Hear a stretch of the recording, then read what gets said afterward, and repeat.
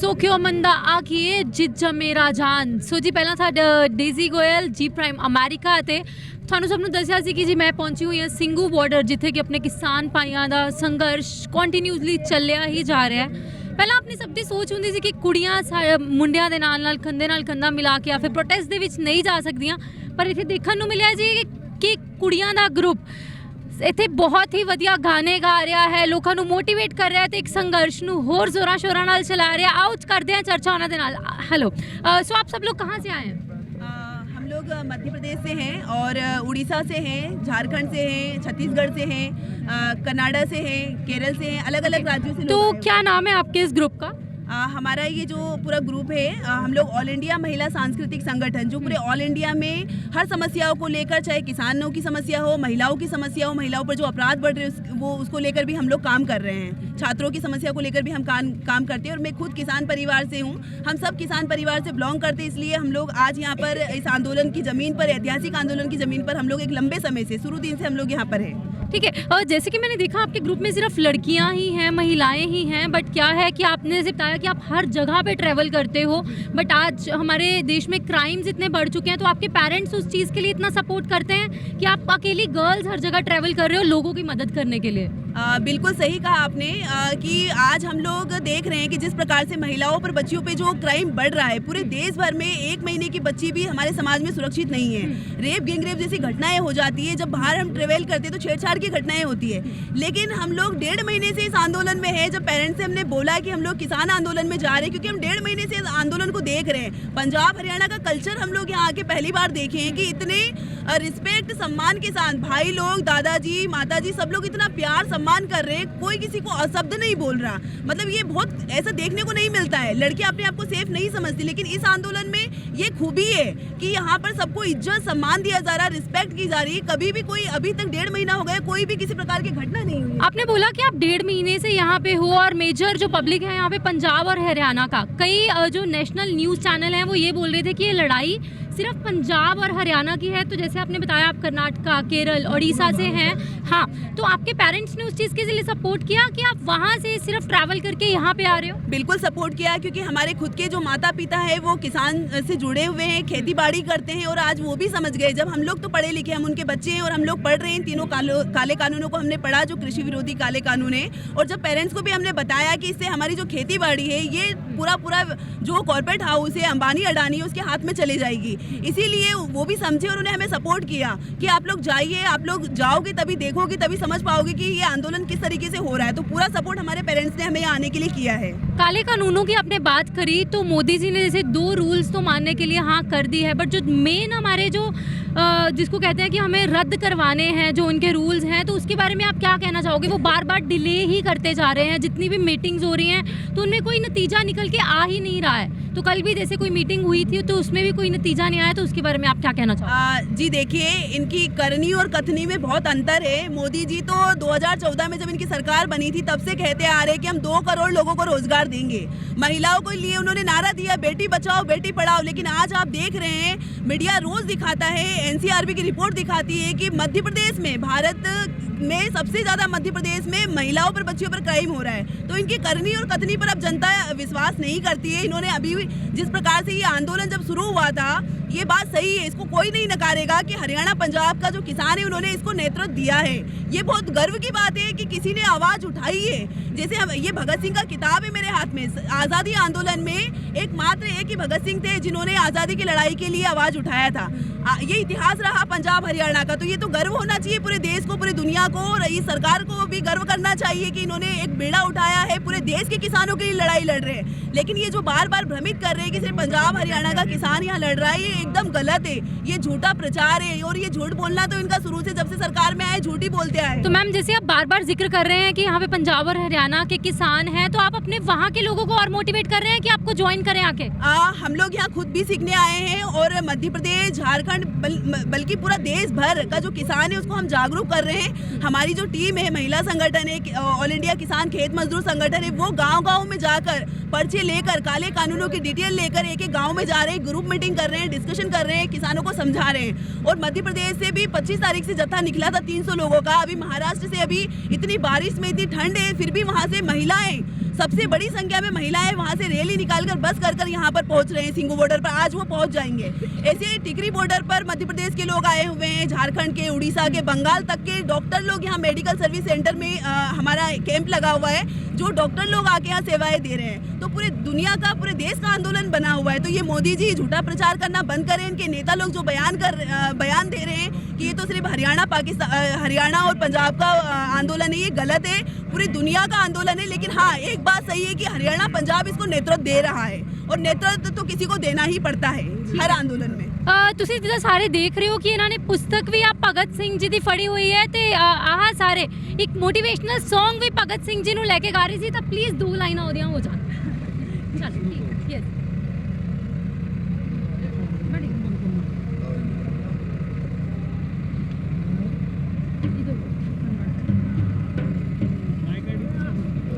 ए भगत सिंह तो जिंदा है, ए भगत सिंह तो जिंदा है हर एक लहू के कतरे में, ए भगत सिंह तो जिंदा है हर एक लहू के कतरे में, हर एक लहू के कतरे में, इनकलाब के नारे में, इनकलाब के नारे में, इनकलाब के नारे में, हे भगत सिंह तो जिंदा है हर एक लहू के कतरे में। ਸੋ ਜੀ ਤੁਸੀਂ ਦੇਖ ਸਕਦੇ ਹੋ ਇਹਨਾਂ ਦਾ ਜਜ਼ਬਾ, ਇਹਨਾਂ ਦਾ ਇੱਕ ਸੰਘਰਸ਼ ਨੂੰ ਹੋਰ ਇੱਕ ਪੋਜ਼ਿਟਿਵਿਟੀ ਦੇਣ ਦਾ ਤਰੀਕਾ ਤੁਸੀਂ ਦੇਖ ਸਕਦੇ ਹੋ। ਸੋ ਮੈਮ, ਭਗਤ ਸਿੰਘ ਜੀ ਜਿੱਦਾਂ ਪੰਜਾਬ ਤੋਂ ਬਿਲੋਂਗ ਕਰਦੇ ਸੀਗੇ, ਇਹ ਬੁੱਕ ਵੀ ਮੈਂ ਤੁਹਾਡੇ ਹੱਥ 'ਚ ਦੇਖੀ ਹੈ। ਸੋ ਉਸ ਬੁੱਕ किस बारे है, उस बुक के बारे प्लीज़ मैंने थोड़ा जानना पायो। हाँ जी बिल्कुल। आप सभी जानते हैं कि हमारे देश के पंजाब के जो शहीद आज़म भगत सिंह, जो शहीदों में भी शहीद माने जाते हैं, शहीद आज़म इसीलिए उन्हें कहा जाता है, जिन्होंने हमारे देश की, जब हमारा देश जब अंग्रेज़ों का गुलाम था, जब एक इतनी खतरनाक तरीके से अंग्रेज़ लोग शोषण कर रहे थे कि हमारे भारतीय होने का भी हमें अधिकार नहीं था। ऐसे समय में आज़ादी आंदोलन में इन्होंने जो भूमिका निभाई, एक 23 साल के नौजवान शहीद आज़म भगत सिंह, जिन्होंने पूरा अपना जीवन संघर्ष, बचपन से, मैं एक घटना उनका यहाँ जिक्र करना चाहूँगी। जब जलियांवाला बाग हत्याकांड हुआ था, जब शांतिपूर्ण तरीके से गांधी जी के नेतृत्व में वहाँ पर जब एक सभा चल रही थी, वहाँ पर जो जनरल डायर हैं, जो अंग्रेज के जो अफसर हैं, उन लोगों ने अंधाधुंध गोलियाँ चलाई, कई हजारों गोलियां चलाई। बच्चे बुजुर्ग शांतिपूर्ण तरीके से एक सभा में, जैसे आज हम किसान आंदोलन यहाँ कर रहे हैं, ऐसे में भी जो हम देखते हैं वर्तमान में कि जैसे लाठियां गोलियां चलाई जाती हैं, उसकी तब की तानाशाह सरकार ने, ब्रिटिश हुकूमत ने गोलियां चलाई थी। जब वो ये मात्र 9 साल के थे भगत सिंह, और जब उन्हें पता चला कि जलियांवाला बाग में एक इतनी दर्दनाक घटना हुई है कि हजारों छोटे छोटे मासूम बच्चे, महिलाएं मर गए। वहाँ एक कुआं आज भी आप देखिए जिसमें कूद कूद के लोगों ने बचने के लिए, जान बचाने के लिए वहाँ पर अपनी जान दे दी। तो ऐसे में जब उनको पता चला, तो ये जब मात्र 7वीं कक्षा के थे भगत सिंह, वो स्कूल ना जाकर, स्कूल का बोलते हैं घर पर अपने परिवार को कि मैं स्कूल जा रहा हूँ, लेकिन स्कूल नहीं गए, बस में बैठ के वो जलियांवाला बाग गए। वहाँ पर जो खून से सनी मिट्टी थी, उसको एक शीशी में भरकर घर लाकर उसकी पूजा करते थे। तो ये कैरेक्टर है शहीद आज़म भगत सिंह का। ऐसे ही उनकी कई हजारों घटनाएं हैं। मतलब उन्होंने कई, जो असहयोग आंदोलन चल रहा था, जब विदेशी चीज़ों का बहिष्कार किया जा रहा था, जब अंग्रेज जो कानून लेकर आया था, पब्लिक सेफ्टी बिल, उस समय भी किसानों के विरुद्ध में कानून लेकर आए गए थे। उसके खिलाफ में जब ये कॉलेज में पढ़ रहे थे शहीद आज़म भगत सिंह, उन्होंने अपनी पढ़ाई लिखाई छोड़कर, गांधी जी ने जब आह्वान किया था 1921 में, जब आंदोलन चल रहा था, असहयोग आंदोलन, गांधी जी ने कहा था पढ़ाई रुक सकती है लेकिन आज़ादी नहीं रुक सकती है। तो उन्होंने, हजारों क्रांतिकारियों ने, शहीद आज़म भगत सिंह, चंद्रशेखर आजाद, नेताजी सुभाष चंद्र बोस, और भी हजारों क्रांतिकारी है, अशफाक उल्लाह खान, ऐसे हजारों क्रांतिकारियों ने पढ़ाई लिखाई छोड़कर, छात्र नौजवानों ने पढ़ाई लिखाई छोड़कर आज़ादी आंदोलन में भूमिका निभाई थी। आज वो चीज़ इस ऐतिहासिक किसान आंदोलन में हम देख रहे हैं। बच्चे से लेकर, आप यहाँ देखिएगा, बच्चे से लेकर, छात्र से लेकर, महिला से लेकर, युवा से लेकर, बुजुर्ग, दादा दादियाँ, 70-80 साल की दादियाँ यहाँ पर इस आंदोलन में हैं। तो आज इनसे हम लोग, इनके विचारों से प्रेरणा लेकर, इनके जज्बे को हम लोग, इनके विचारों से प्रेरणा लेकर आज हम इस आंदोलन को संचालित कर रहे हैं। और आज यहाँ पर आपको हर ट्रॉली ट्रैक्टर में भगत सिंह की किताब मिलेगी, क्योंकि वो उनको पढ़कर, उनके विचारों से पढ़कर इस आंदोलन को संचालित कर रहे हैं। इसलिए जीत भी हमारी निश्चित होगी। किसान एकता जिंदाबाद, काले कानून रद्द करो, रद्द तो तुमको करना होगा। ਸੋ ਜੀ ਤੁਸੀਂ ਜਿੱਦਾਂ ਤੁਸੀਂ ਸਭ ਨੇ ਵੇਖ ਹੀ ਲਿਆ, ਇੱਕ ਪੀਸਫੁਲ ਸਟ੍ਰਾਈਕ, ਪੀਸਫੁਲ ਅੰਦੋਲਨ ਚੱਲ ਰਿਹਾ ਹੈ, ਜਿੱਥੇ ਲੋਕ ਵੀ ਬਹੁਤ ਪੀਸਫੁਲੀ ਇਸ ਅੰਦੋਲਨ ਨੂੰ ਜੀ ਕਾ ਖਾਲਸਾ ਵਾਹਿਗੁਰੂ ਜੀ ਕੀ ਫਤਿਹ। ਸੋ ਇੱਥੇ ਸਭ ਕੁਝ ਪੀਸਫੁਲੀ ਸਟ੍ਰਾਈਕ ਚੱਲ ਰਹੀ ਹੈ, ਪੀਸਫੁਲੀ ਅੰਦੋਲਨ ਚੱਲ ਰਿਹਾ। ਸੋ ਮੈਮ ਜਾਂਦੇ ਜਾਂਦੇ ਤੁਸੀਂ ਇਹ ਸਭ ਨੂੰ ਇੱਕ ਕਿਆ ਮੈਸੇਜ ਦੇਣਾ ਚਾਹੋਗੇ ਕਿ ਕਿੱਦਾਂ ਸਾਨੂੰ ਇਸ ਅੰਦੋਲਨ ਨੂੰ ਹੋਰ ਅੱਗੇ ਲੈ ਕੇ ਜਾਣਾ ਚਾਹੀਦਾ? मैं पूरे देश की जनता से, बल्कि अदर कंट्रीज़ के जो लोग हैं, अगर आपके चैनल के माध्यम से मैं अपील करना चाहती हूँ, हम सभी किसान या महिला संगठन के साथी, जो ऑल इंडिया महिला सांस्कृतिक संगठन के साथी हैं और हमारे सभी किसान साथी, हम सभी की तरफ से अपील करना चाहते हैं कि ये आंदोलन हम लोगों को और तेज करना होगा, क्योंकि ये जो गूंगी बहरी सरकार जो सत्ता में बैठी है, जो हिटलर के नक्शे कदम पर चल रही है, इसे जगाने की ज़रूरत है।